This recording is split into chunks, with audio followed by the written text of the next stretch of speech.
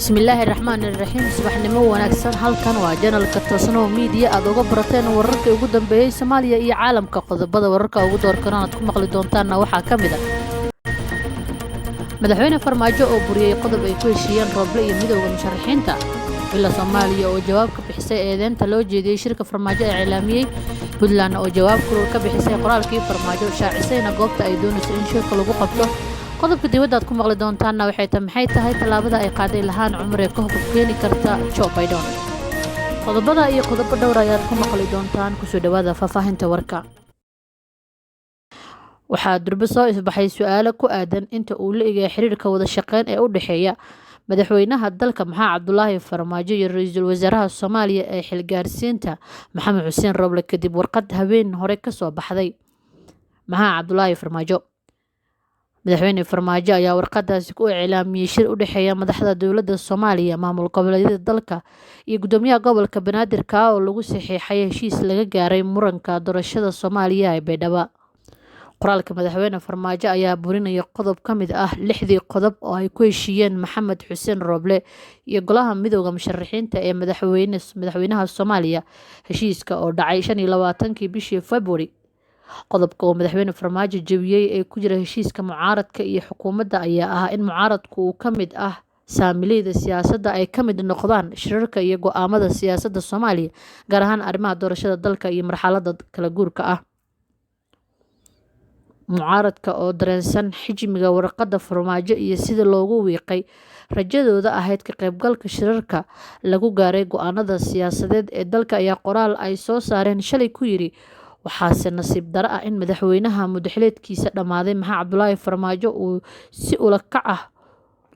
u xagal daacinayo wada hadallada u dhaxeeya ra'iisul wasaaraha iyo midowga kadib markii uu isla maalintii shirka loo balansanaa uu ku dhawaaqay shir uusan sharciyad u lahayn u yeeridiisa oo doonaya in uu ku carqaladeeyo wada hadallada u dhaxeeya ra'iisul wasaaraha iyo midowga musharaxiinta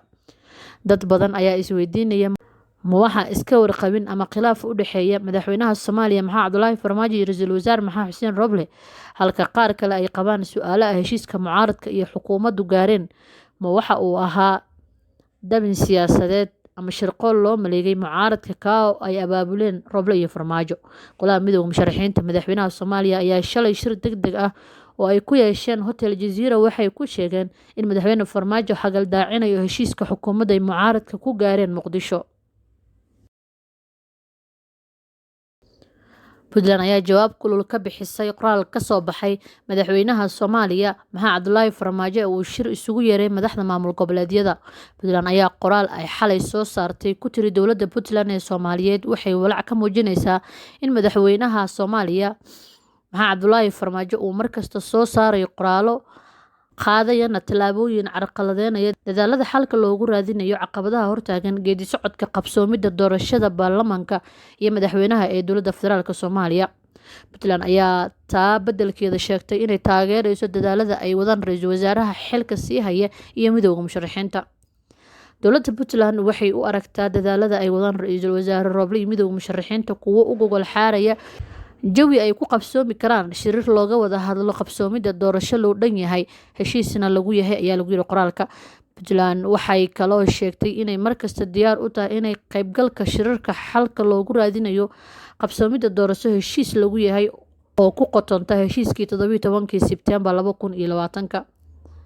dowladda Puntland waxay soo jeedinaysaa in shirarku ka dhacaan garoonka diyaaradaha magaalada Muqdisho waxayna ka filaysaa xafiiska qaramada midoobay iyo Amisom inay diyaariyaan goobta iyo amniga shirarka dowladda Puntland waxay wakiilada beesha caalamka ugu mahadcelinaysaa dadaalada joogtada ah ay la garab taagan yihiin dowladda iyo shacabka Soomaaliya ayaa lagu yiri qoraalka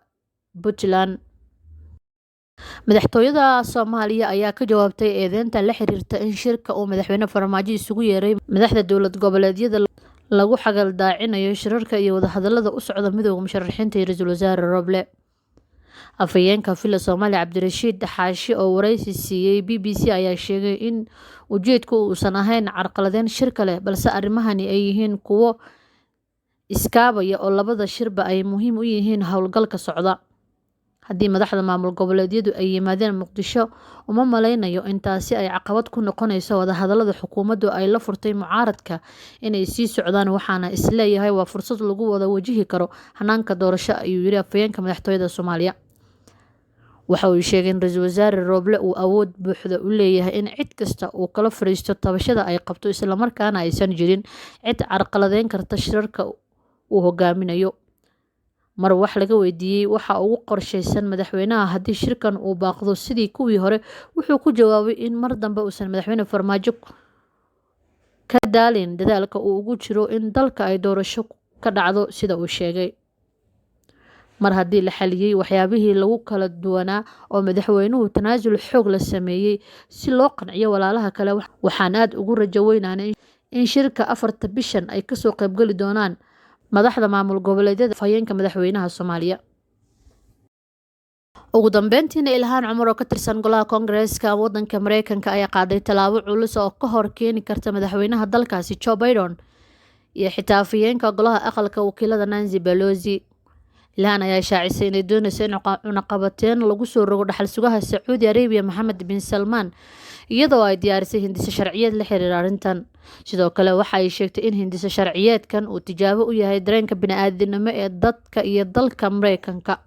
Haddii ay Mareykanku uu si dhab ah u taageero xorriyadda hadalka, dimuqraadiyadda iyo xuquuqda aadanaha, ma jirto sabab aan cunaqabateyn loo saarin Mohammed bin Salman oo ay sirdoonku sheegeen inuu oggolaaday dilka wariye Jamaal Khashoggi, ayay tiri. Qorshaha ay wado Ilhaan Cumar iyo tallaabada ay qaada ayaa mid ka hor keeni kara madaxweyne Joe Biden iyo afhayeenka aqalka wakiilada Nancy Pelosi, kuwaasi oo aan horey uga hadlin sida laga yeelayo arrinta dhaxal suga Mohammed bin Salman. Si kastaba, sirdoonka Mareykanka ayaa toddobaadkii hore baahiyey warbixin lagu sheegay in Mohammed bin Salman uu amray dilka wariye Jamaal Khashoggi oo lagu dilay Turkiga. Guud ahaan inta ayaynu kusoo gabagabaynaynaa warkeena subaxnimo. Wassalaamu calaykum waraxmatullaahi wabarakaatuh.